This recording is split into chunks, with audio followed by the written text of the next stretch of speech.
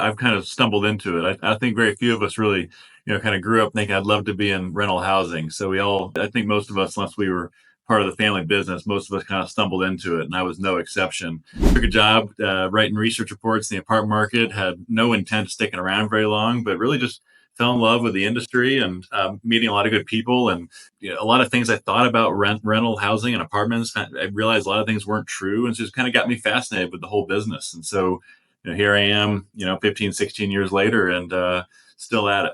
I was like most people. I think I got on LinkedIn probably in the mid 2000s at some point. Just basically put your resume on a website and occasionally log in and didn't really do much with it. When you post something, you know, you feel there's some vulnerability to that, right? You kind of put yourself out there and put yourself out there for criticism. So I wasn't initially kind of excited about that, but then the turning point for me was in 2020, right in the middle of COVID. We were, obviously people are at home more. What really captured my attention is there's this hunger for information. If you kind of think back to 4 years ago, like nobody knew what was going on, where things were going. And I was getting a lot of, emails and phone calls. And so I thought, you know what? And we are going to be doing webinars, big attendance. I thought, maybe I should start, writing some things on LinkedIn. I think people at the end of the day, it's like they may not agree with you, but I think people want to see a point of view, not just like, hey guys, here's some data. Here's the top 10 markets for occupancy rates this quarter. Like, that's great, but it doesn't, tell me more. Like, give me a perspective on what this really means. I think that's what is going to resonate more. Within the industry, like we like to throw around the word oversupply, and we'll say, hey, we're building too many apartments. And I hate the word oversupply. I think it's very misleading. Like, it's not oversupply. There's a temporary supply demand imbalance at certain points of the market. Like, top end of the market in Austin has a supply demand imbalance. But does anybody really think that Austin is going to be structurally oversupplied in the long term?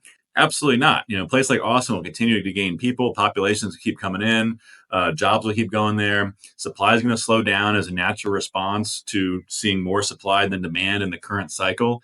And then what's going to happen? We'll be talking about being undersupplied again. So the apartment market has seen really strong demand this year. And I think a lot of people in the industry, including maybe some folks watching right now, they may not necessarily feel that because, maybe it's your portfolio and at your property, you're not seeing a pickup in leasing traffic. You're not seeing a pickup in applications and leasing volumes, and your vacancy may be higher than normal.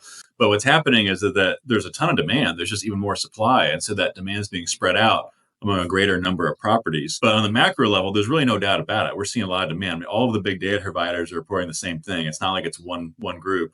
And so in terms of what's driving it, everybody wants to give credit to the for sale housing market being stalled out. I think that's a small factor. It's definitely a factor, but it really impacts more of the retention side.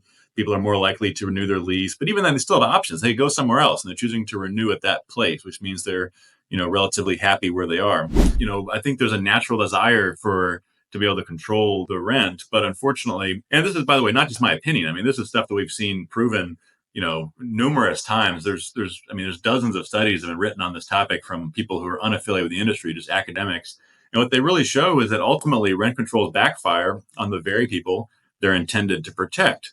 And by that, what I mean is that what it ultimately does, in terms of like you could say, if you want to call it the good of it is that if you're a long-term resident in the same apartment, like somebody who's been in the same kind of rent controlled apartment in New York City for decades, or their family has been, like you're living great. But unfortunately, there's no such thing as a free lunch, and so there's a consequence to everybody else. So everybody else is paying a higher rent to basically subsidize your rent, even if you don't need that subsidy in many cases. And then, the other thing is that it oftentimes the bigger impact is that it results in lesser availability at affordable price points for every other prospective renter. And wage growth has outpaced rent growth for almost 2 years.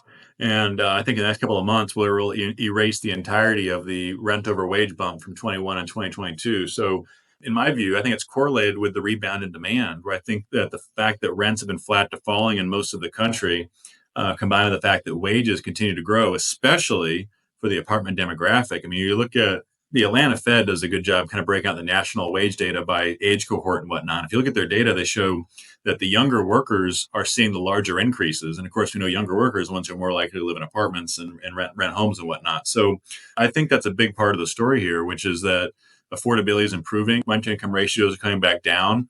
Things that are happening in the professionally managed world are very different from what's happening in that shadow market world.